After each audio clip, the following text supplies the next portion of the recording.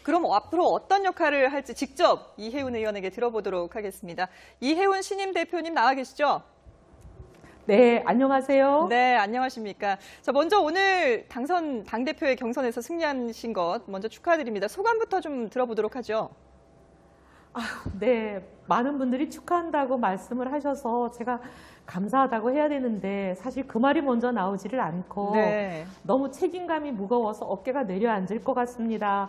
저 좀 도와주세요. 이 말부터 나옵니다. 네. 할 일이 너무 산적해 있습니다. 예. 네. 대표님, 그 바른정당의 미래에 대해서 얘기하기 전에 이런 질문을 드려서 좀 죄송하기도 한데 자유한국당과의 관계는 어떻게 설정을 하실 건지 오늘 그 수락연설에서도 보수의 본진이 되겠다 이렇게 말씀을 하셨으니까요. 그리고 또 혹시 자유한국당의 당대표가 누가 되느냐에 따라서 관계 설정이 달라지는 건 아닌지 이런 것도 좀 궁금합니다. 아닙니다. 자유한국당의 당대표가 누가 되시든지 저는 관련이 없다고 생각합니다. 그것과 무관하게 저희는 저희가 국민들께 지난 대선에서 말씀드린 약속, 우리는 안보는 보수, 경제는 개혁을 하겠다.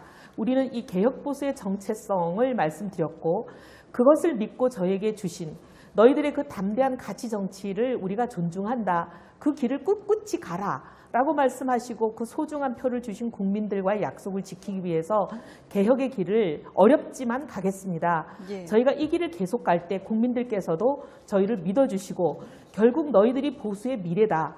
너희들이 잘 되어야 보수도 잘 되고 대한민국도 균형되게 발전할 수 있겠다. 이렇게 신뢰해 주실 줄을 믿습니다. 예. 앞서서 해야 할 일이 너무 많아서 어깨가 무겁다라고 말씀을 하셨는데 이게 아마 그 자유한국당과의 관계도 포함되는 게 아닐까 싶은데 대표님이 보시기에 지금 바른정당이 가장 우선적으로 해결해야 할 과제가 뭐라고 보십니까? 사실 뭐 왕도가 모든 길이 로마로 통하는 것처럼 지금 저희 정당의 모든 이 문제는 지지율이 만병통치약이라고 봅니다. 네. 국민들께서 저희를 인정해 주시고 사랑을 주시는 이 지지율을 올리면 뭐 당내 화합이든 자유당과의 문제에 있어서 우리가 주도권을 잡는 문제든 그다음에 20석이 되는 이 의석의 문제가 의원이 불안하는 문제는 모든 것이 다 해결이 된다고 봅니다. 지지율 올리는 게 제 급선무죠. 지지율을 올릴 수 있는 방법이 뭐가 있을까요? 저는 이제 국민들께 저희가 그동안 개혁 보수의 길을 선명하게 보여드리지 못했다고 감히 말씀드릴 수 있습니다. 예. 저희가 18세 선거연령 인하도 그랬고 그다음에 국정교과서 문제도 그랬고 저희가 개혁보수라고 말씀은 드리면서도 우왕좌왕한 측면이 없지 않았거든요. 이제 이 신임 지도부 저희 5명은 상당히 개혁적인 목소리를 가진 젊은 정치인들입니다. 저희가 똘똘 뭉쳐서 무엇이 개혁인지 정확하게 보여드리겠습니다. 그리고 과거 낡은 보수들처럼 무조건 반대를 위한 반대를 하면서 사사건건 발목을 잡는 그런 정치 안 하겠습니다. 우리가 보수의 정체성에 비추어서 도저히 이것만은 안 되겠다고 하는 탑 1, 2, 3 정도 선택과 집중으로 딱 정해서 그것은 저희가 결연히 막아서겠지만 나머지는 지금 국민들께서 국정이 거의 10개월 정도 중단됐다가 이제 대한민국이 날아오르려고 하니까 얼마나 기대감이 크십니까? 네. 그리고 또 인수위도 없이 출범한 정부에 대해서 관대함이 정말 유례가 없을 정도로 크거든요. 이런 정부에 대해서 저희가 도저히 안 되는 거 몇 가지 말고는 그냥 협력하고 대한민국을 위해서 과감히 협력할 건 협력하려고 합니다. 예. 네. 자, 그러면 계속해서 강조하시는 부분이 협력할 건 협력하고 반대할 건 반대하겠다 이렇게 강조를 하셨는데 지금 상황에서 협력할 것과 반대할 것을 구분한다면 어떻게 구분할 수 있을까요? 예를 들면 추경만 하더라도 지금 낡은 보수는 심사조차 안 하겠다고 보이콧을 하고 모든 것을 막고 있습니다.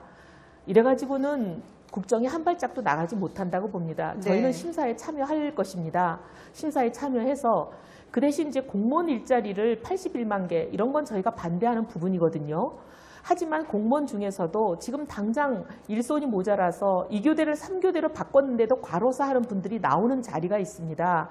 구급대원, 소방관, 가축방역관, 그다음에 또 근로감독관 이런 몇 개 자리들은 급한 숨통을 튀게 해드리고 그다음에 나머지 너무 과도하게 공무원 자리를 늘리는 것은 여당과 저희가 절충안을 찾겠습니다. 수정할 부분은 수정하지요. 원안 그대로 통과는 안 되는 거지요. 그래서 저희가 막을 건 막고 통과시킬 건 통과시킨다고 말씀드릴 수 있겠습니다. 예. 그러면 구분할 부분은 어떤 건가요? 좀 바른정당의 목소리를 확실하게 내야 될 부분이요. 네, 아까 말씀드린 대로 추경도 저희가 공무원을 전체 시민은 17만 하되. 4천 명 하는 건 안 된다. 네네. 네. 그런 건 안 되고 예. 그 대신 이제 우리가 또 공무원 중에서도 아까 말씀드린 대로 일부 숨통을 틔워줘야 될 부분은 예. 그거는 과감하게 도와드리겠다. 알겠습니다. 네, 그 대표님 지금 추경안에 네. 대해서만 말씀을 네. 하셨는데 자, 앞서 네, 예를 인사청문회 들어서 과정에서도 말씀드린 거죠. 대표님은 인사청문회 그렇죠. 보이콧은 거부를 하셨습니다. 그런데 또다시 논란이 반복되고 있고요. 지금 논란이 되고 있는 후보들에 대한 입장은 어떠십니까?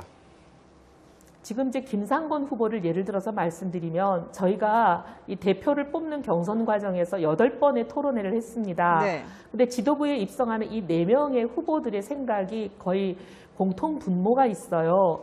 김상곤 후보자는 저희가 찬성하기가 어렵겠다라는 공통 분모가 있습니다. 물론 후보들만의 생각이고 아직 전체 의원과 전체 당원의 의견을 모은 건 아니지만 아마 이것이 전체 의원과 당원의 다수 의견일 것으로 봅니다. 이 부분은 저희가 상당히 찬성하기가 어렵지 않겠나 이렇게 전망하고 있습니다. 예. 자, 이건 국회- 원내대표의 소관 네. 업무긴 하지만 같이 의논해 보겠습니다. 네, 알겠습니다. 자, 국회 내에서의 바른정당의 역할은 지금 말씀해 주신 부분으로 가늠할 수 있을 것 같은데, 자, 일단 또 바른정당의 과제라고 하면은 내년 지방선거를 어떻게 준비할 것인가 이 부분도 또 무시하지 못할 것 같은데요. 어떤 생각을 가지고 계신지요?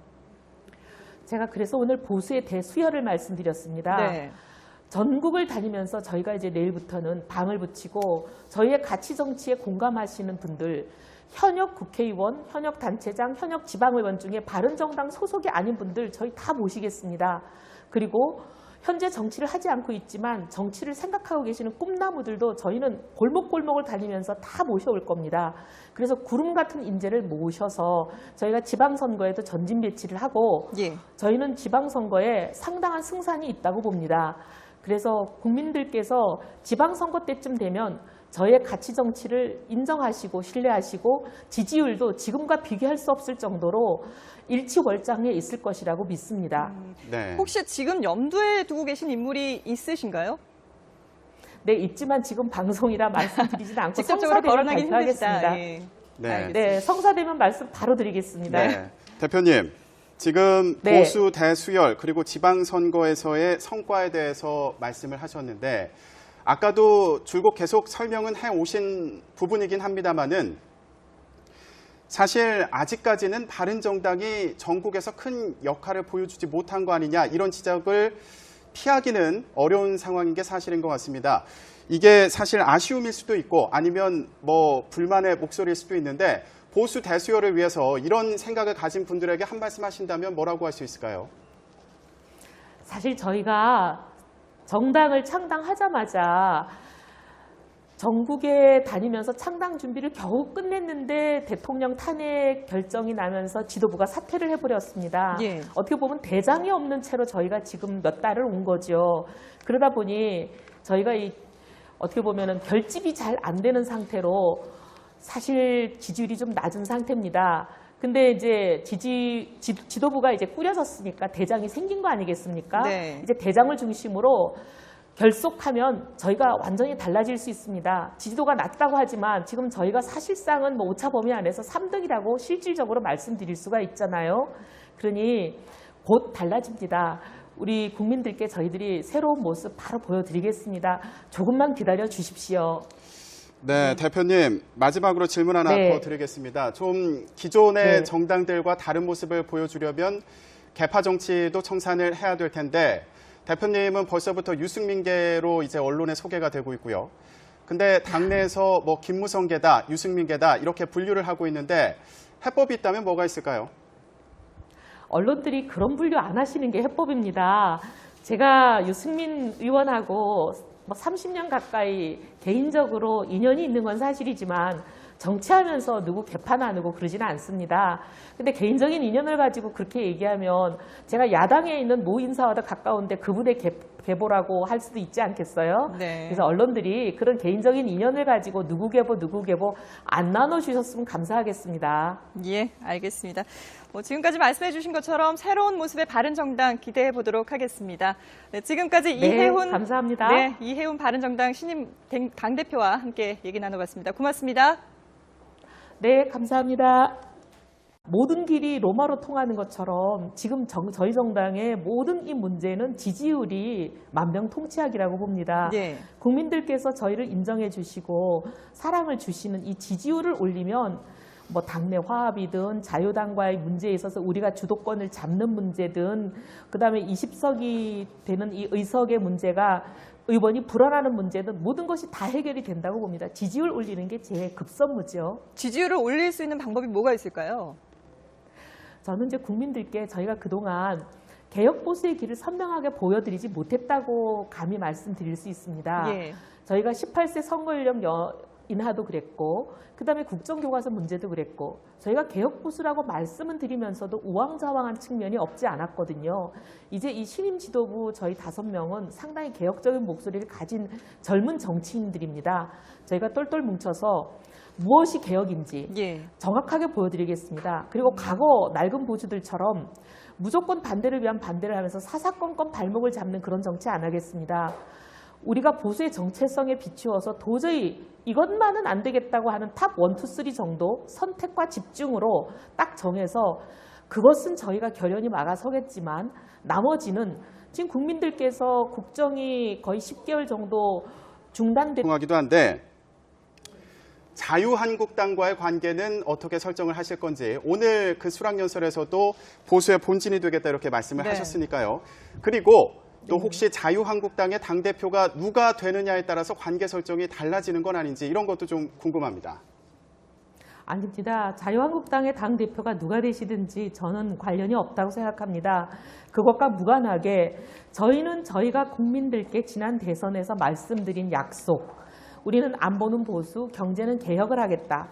우리는 이 개혁 보수의 정체성을 말씀드렸고 그것을 믿고 저에게 주신 너희들의 그 담대한 가치 정치를 우리가 존중한다. 그럼 앞으로 어떤 역할을 할지 직접 이혜훈 의원에게 들어보도록 하겠습니다. 이혜훈 신임 대표님 나와 계시죠? 네, 안녕하세요. 네, 안녕하십니까. 자, 먼저 오늘 당대표의 경선에서 승리하신 것 먼저 축하드립니다. 소감부터 좀 들어보도록 하죠.